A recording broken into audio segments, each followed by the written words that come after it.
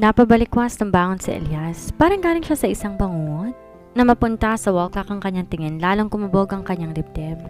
Pasado 11:00 na mapunta ang tingin niya sa bintana ng silid, kitang-kita niya ang maliwanag na paligid. Anong nangyari na tila napakahimbing ng kanyang naging tulog? Paanong inabot siya ng gano'n katagal na pagtulog? Ang malalim niyang iniisip na waglit na maramdaman niya ang paglundo ng kama. Nang mapabaling siya sa kanyang tabi, bumungad sa kanya ang pagtagilid ni Isabel. Napakarap naman ang lalaki. Bakit nasa tabi niya ang kanyang misis? Tila naman nasagot ang kanyang tanong na maalala niya ang paglabas ng modelo sa silid nito hanggang sa pag-inom niya ng wine.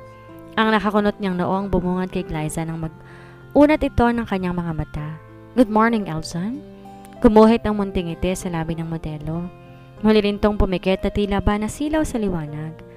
"What did you do to me, Isabel?" Otomatikong napamulat ng mata ang dalaga. "Ano?" Kunot noong bumangon sa pagkakahiga ang modelo na tanging roba lamang ang suot.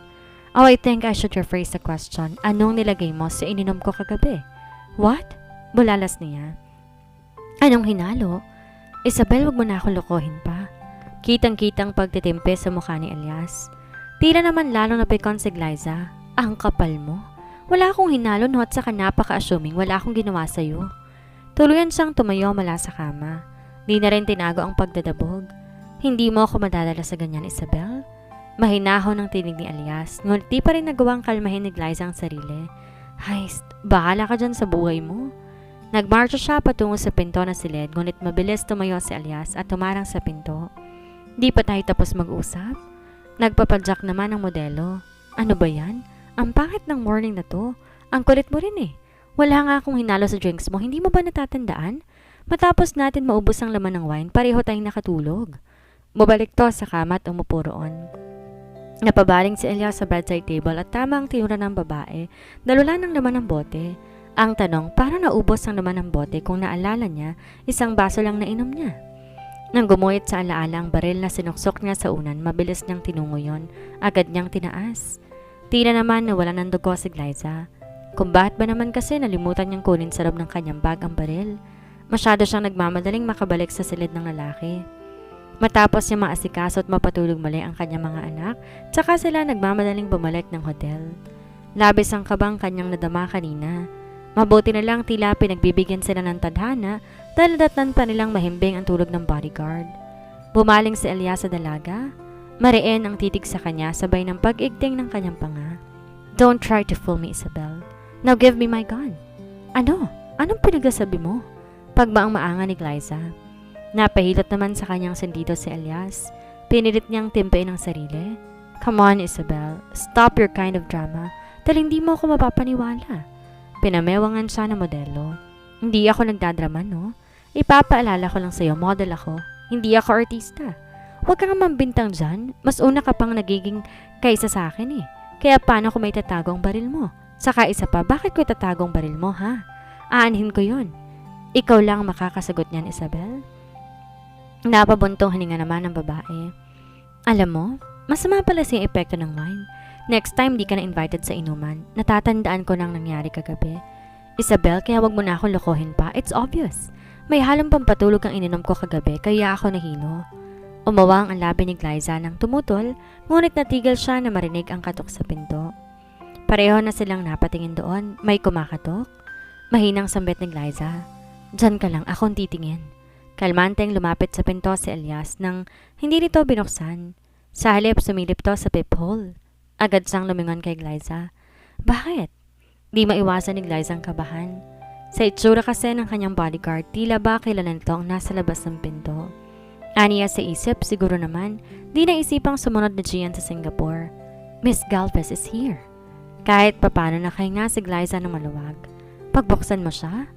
Tila baliwala niyang saad dahilan upang gumuhit ang gatla sa noon ni Elias. "Nababaliw ka na ba? Hindi ka niya pwedeng makita dito." Sandali niya tong hinagod ng tingin mula ulo hanggang paa. "Tapos ganyan pang ayos mo? Ano masama sa ayos ko?" Napabuntong hininga naman si Elias. "Dahil ba nakarobe lang ako? Mukha na bang may ginawa tayo? Mukha bang kagagaling ko lang sa kung saan?" "Isabel!" Saway sa kanya ni Elias dahil sa bulgaran niyang pananalita sa isip. Malaki talaga ang pinagbago ng kanyang misis. "What? Totoo naman ah. Maayos pa nga ako sa lagay na to eh. Di naman niya ako madadat ng nakahubad. Your mouth, Isabel? Napahilot ng kanyang sentido si Elias. What? Masama na ba ngayon mag-real talk? Napailing na lamang si Elias.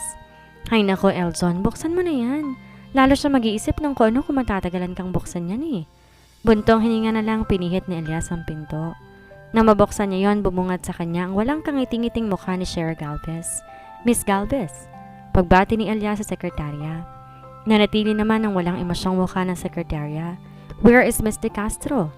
Bago pa makaimik si Elias, nagawa niyang makalapit ni Isabel. What's the matter, Shera? Kalmadong kilos at pananalita, halatang wala itong pag-aalalang makikita siya ni Shera sa silid ng kanyang bodyguard.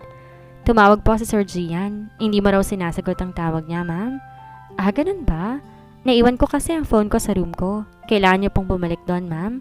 In any minute, Sir Gian will call you. Alright, pupunta na ako sa room ko. Nakalagpasan niya si Eljon, hindi na siya nito nagawang pigilan pa. Dire-diretso naman si Glyza sa pagpasok ng kanyang silid.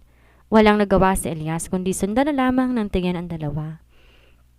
Nang tuluyang masara ang pinto ng okupadong silid ni Glyza, saka siya nakahinga na maluwag.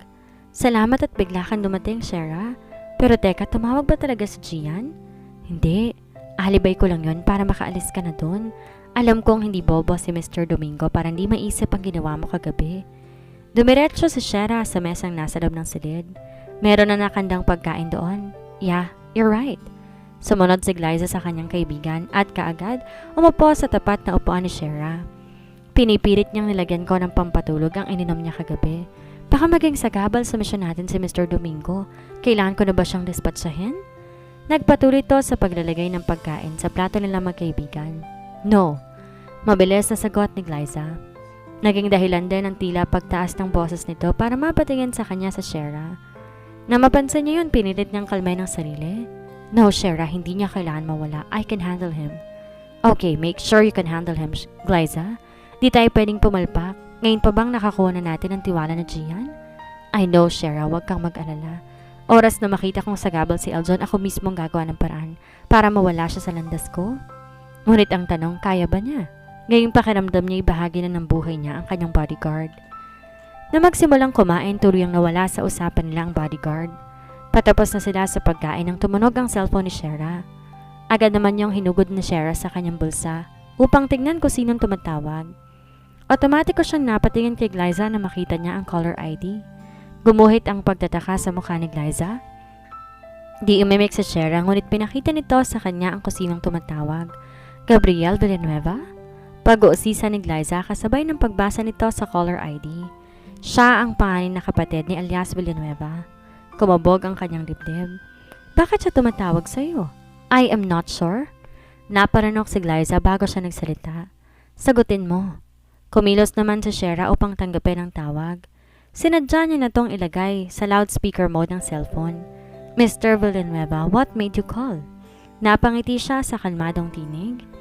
Hindi na ako magpapaligoy-ligoy pa, Miss Galvez. Gusto kong makita mga pamangkin ko. Agad namang napasilap si Shera kay Glyza. Binigyan niya to ng tingin na tila nagtatanong. Marahan naman tumango si Glyza bilang pagsang-ayon. Sure, Mr. Villanueva? Pagtalima ni Shera. Hindi lang yon. Gusto ko rin makasiguro sa mga Villanueva nga ang mga bata. Of course, Mr. Villanueva. Magkita tayo sa ospital. You can request for a DNA result. I will bring our own family doctor. Sagot ng nasa kabilang linya. Napatango naman si Shera kahit di siya nakikita ng kausap. Sure, walang problema. Kailan tayo magkikita? Bukod sa mga bata, gusto ko rin makita ang ina ng kambal. Well, siya nga dapat ang kausap ko at hindi ikaw, Miss Galvez. Dahil siya naman talagang nangangailangan ng tulong. Agad na napatingin sa Shera kay Glyza. Kailangan niya ang desisyon nito. Nang tumango si Glyza, saka siya nagsalita. Alright, I will bring her to you. Siya mismo magpapakita sa'yo sa mga bata? That's great. I cannot wait to see my brother's alleged children. When we should meet, Mr. Villanueva? Tanong ni Shera sa halip pansinin ang tinura ng kanyang kausap. Ngunit parehong napaawang ang labi na Shera at Glyza sa sunod na sinagot na nasa kabilang linya. Ngayon na, Miss Galvez, magkita tayo sa harap ng ospital. Matapos maibaba ni Shera ang kanyang cellphone, ay kaagad siyang bumaling kay Glyza. Sigurado ka bang makikipagkita ka sa kanya? Kung hindi ka pa handa, pwede naman tayong gumawa ng alibay. Napabuntong hininga naman si Glyza. Mabuti ni rin sigurong magkita kami ngayon para na rin makapagpasalamat ako sa kanya. Tsaka doon din naman pupunta yon, kaya't bakit ko pa patatagalin? Sabagay, tama ka. Pero ang problema ngayon kung paano natin ulit tatakasan si Mr. Domingo. Sabihin lang kasi natin sa kanya kakampi natin siya, Shera. Umiling naman si Shera. No, Glyza, di pa rin tayo nakasisiguro sa bagay na yan. Kung totoong kakampi natin siya, darating ang tamang panahon. Pero tingin ko hindi muna ngayon. Kung ganon, paano ko aalis? Tila naman problemadong napahilot sa kanyang sentido si Shera. Paano nga ba nila tatakasan ng bodyguard? Ilang sandali siyang tila nahulog sa malalim na pag-iisip bago to nagangat ng tingin. Alam naman niyang may photoshoot ka, diba? You can use that as an alibi. Nangurot ang noo ni Glyza. Paano? Sa ospital ng location ng photoshoot? Why not? Pwede naman, diba? Tsaka kung yun ang tayong paraan para makapunta tayo doon nang hindi siya naghihinala, then we have no choice but to use it. Napaisip naman si Glyza. Ilang sandali lang tumayo na to mula sa pagkakaupo. Okay, maliligo lang ako and after that, aalis tayo para kitain si Mr. Villanueva. Puno ng determinasyon nitong turan. Sa isip ni Glyza na plano na rin niya ang dapat niyang sabihin. Makalipas ng ilang sandali matapos siyang makaligo at makapag-ayos ng sarili kaagad siyang lumabas ng silid. Gaya ng inaasahan na datna nilang nasa labas ng pinto ang bodyguard. Di naman naiwasan ni Elias na hagurin siya ng tingin. Nakasuot ang modelo ng bestidang off-shoulder na abot hanggang tuhod nito ang haba. Kitang-kita magandang kurba ng katawan nito dahil hapit na hapit sa kanyang kasuotan nito. Tiranohan niyo ng kulay itim na 3 inches high heels na lalong nagpalakas ng dating nito. Light lang ang makeup niya ngunit sadyang nangibabaw ang magandang hugis na mukha nito. Eljon, remember my photo shoot? Pinilit ngumiti ni Glyza nang mapansin niya ang pangungulot noon ng lalaki. Tumango naman si Elias. Natatandaan niya yon? Medyo istrikto kasi sila. I'm afraid na baka hindi ka papasukin sa loob. Imporma niya rito. Sabihin nating bodyguard mo ako. Isa lang kasi ang pwedeng kasama ng model sa loob. You know, para maiwasan ng overcrowding sa area. Paliwanag niya. Then ako ang sasama. Si Miss Galvez na lang may iwan dito. Hindi pwede ang gusto mo, Mr. Domingo. Mabilis natutol ni Shera. Ako ang sasama kay Ma'am Isabel. Kabilin-bilinan iyon ni Sir Gian. Ganyan din ang bilin niya sa akin, Miss Galvez. And besides, my job is to protect... I know, Mr. Domingo. Putol ni Shera sa kanyang sasabihin. At huwag kang mag-alala dahil iniingatan ko ang boss natin. Sasama pa rin ako. Hindi niyo mapipilit ang gusto ninyo? Napabuntong hininga naman si Glyza. Wala na namang silbi na sumama ka dahil hindi ka rin naman nila hahayaan na makapasok sa photoshoot area. I don't care kung hindi nila ako papapasukin. Basta hindi ako magpapaiwan dito. Nagpapadyak na lamang si Glyza. Fine, sumama ka na. Baka malate pa ako ng dahil sa iyo eh.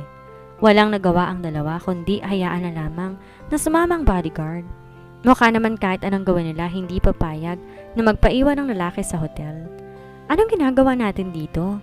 Di maiwasang mapakulot ng noo ni Elias, sabay ng paggalang nito ng kanyang paningin sa ospital kung saan huminto ang kanilang sinasakyan.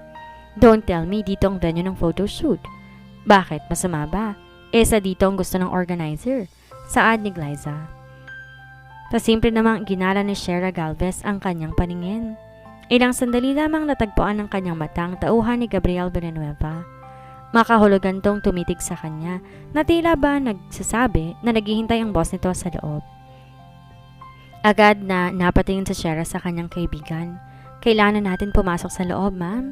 Siguradong kanina pa nila tayo hinihintay. Alright. Sandaling bumaling si Glyza sa kanyang bodyguard. Hintayin mo na lang kami dito. Gaya ng sabi ko, hindi po pwedeng pumasok sa loob. Napabuntong hininga si Elias. Don't worry about me. Shera will protect me. Makakaasa ka, Mr. Domingo. Hindi ko pababayaan si Ma'am Isabel at saka hindi ako gagawa na ikapapahamak ko kay Sir Gian. Napabuntong hininga na lamang si Elias. I'll be waiting for you here. Tanging tango na nga lamang ang naisagot ni Glyza sa kanyang bodyguard bago sila tuluyang humakbang papasok sa loob ng ospital. Buntong hininga na lamang na napaupo si Elias sa waiting area sa harap ng ospital. May mga ilan rin tao sa paligid. Sa main entrance naman ng ospital makikita ang gwardya. Bago magawang bawiin ni Elias ang kanyang tingin, nakuha ng atensyon niya ng lalaking papasok sa loob. Nasa 6-footer ang tangkad nito, matikas ang katawan, sakto lang ang puti ng kanyang balat. Hugis almond ang mga mata nito na katulad ng kanya. Matangos ang ilong nitong natural na mapula ang labi. Lalo tong pinagwapo ng tila perpektong hugis ng panga nito. Kahit mahigit 3 metrong layo nito mula sa kanyang kinatatayuan, nakakasiguro siyang kilala niya ang lalaki.